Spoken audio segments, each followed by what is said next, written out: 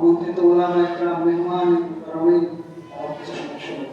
আমি সবার দিকে দেখতেছিলাম সকলেই যে আছে কথার দিকে তারা খুবই মনোযোগ দিয়েছে। আমি আশা করি আর এই ছোট্ট আলোচনাটা আমাদের জীবনে পাথর হয়েছে। সকলে আমিন। আল্লাহ রাব্বুল আলামিন আমাদেরকে ইলমে আমলে বরকত দান করেন এবং ইলমের যে মানসা আল্লাহ তাআলা ইন্নামা ইয়াখশাল্লাহ মিন ইবাদিহিল উলামা বলে যে কথা বলেছেন, মানসা ইলম যেন আমাদের মধ্যে এসে যায়, আমরা নিজেরা যেন পবিত্র হয়ে যাই। ইলমের পবিত্র একটি পাত্র আমরা বলে যেতে পারি। আল্লাহ তাআলা আমাদের সকলকে আলেমদেরকে, তলবে আলেমদেরকে কবুল করেন। সকলে বলি আমিন।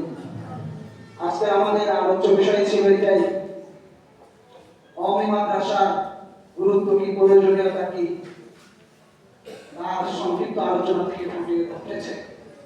এই মেহনত, এই চেষ্টা, মুজাহাদা সারা বিশ্বের সকল প্রতিষ্ঠান অনুসন্ধান করলে বলি না এই কথা, কওমি মাদ্রাসার মধ্যে শতভাগ আছে, কিন্তু শতভাগ প্রায় চেষ্টা করা এতটুকু বলতে পারি।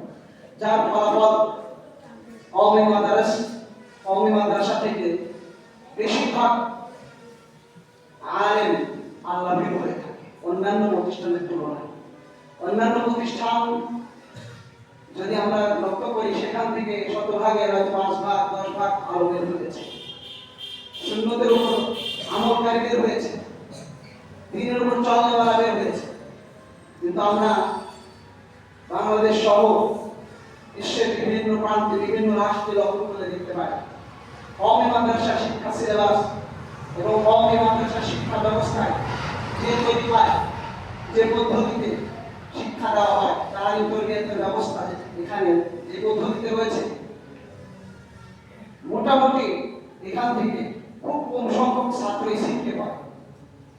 এজন্য আমি মনে করি 80 ভাগ 90 ভাগ ছাত্র এখানকার মানুষ বলে যায়, দ্বীনের মিজাজ তাদের মধ্যে তৈরি হয়ে যায়, আল্লাহর ভয় তাদের মধ্যে ঢুকে যায়। যার কারণে তাদের দেখলেই, তাদের চেহারা দেখলেই দেখা যায় না এরা হলো কওমি মাদ্রাসার ছাত্র। এদের মধ্যে, এদের চেহারার মধ্যে একটা নূর আছে। আল্লাহ রাব্বুল আলামিন আমাদেরকে এই কওমি মাদ্রাসা শিক্ষা ব্যবস্থার সঙ্গে জড়িয়ে থাকার তৌফিক দান করুন। সকলে বলে আমিন। এবং আমাদের জাতি, জনসাধারণ সকলকেই আল্লাহ তাআলা যেন এই সকল প্রতিষ্ঠানের সাথে সম্পৃক্ত রাখেন, এই সকল প্রতিষ্ঠানকে উত্তরোত্তর উন্নতি দান করেন, অগ্রগতি দান করেন। যেহেতু এটা আল্লাহ তাআলা সেই ইলমের ধারক বাহক একটি প্রতিষ্ঠান, এই জন্য এই প্রতিষ্ঠানগুলোর পিছনে যারা অর্থ ব্যয় করবে, যারা খরচ করবে, যারা এই প্রতিষ্ঠানগুলোকে মহব্বত করবে, নিঃসন্দেহে আল্লাহ তাআলা তাদেরকেও মহব্বত করবে।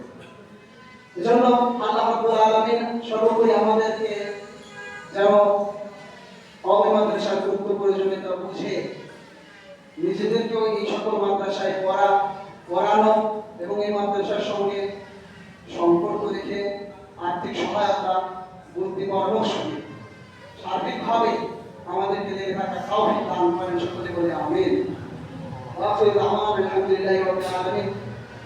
আজকে আমাদের জোহরের নামাজের জামাত হবে 30 মিনিটে, এখন আযান হয়ে যাবে।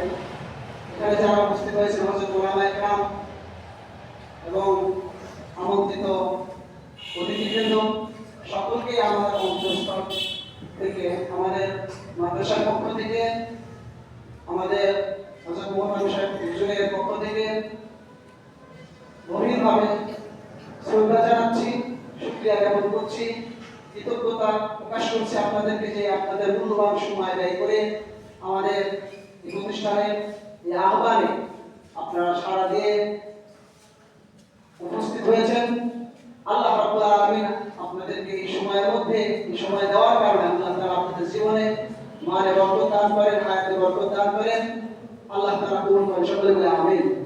যাদের ওযু ইস্তেনজার দরকার, আমরা ওযু ইস্তেনজা সেরে মসজিদে আমরা চলে আসবো ইনশাআল্লাহ। এখন আযান হয়ে যাবে, একটা 30 মিনিট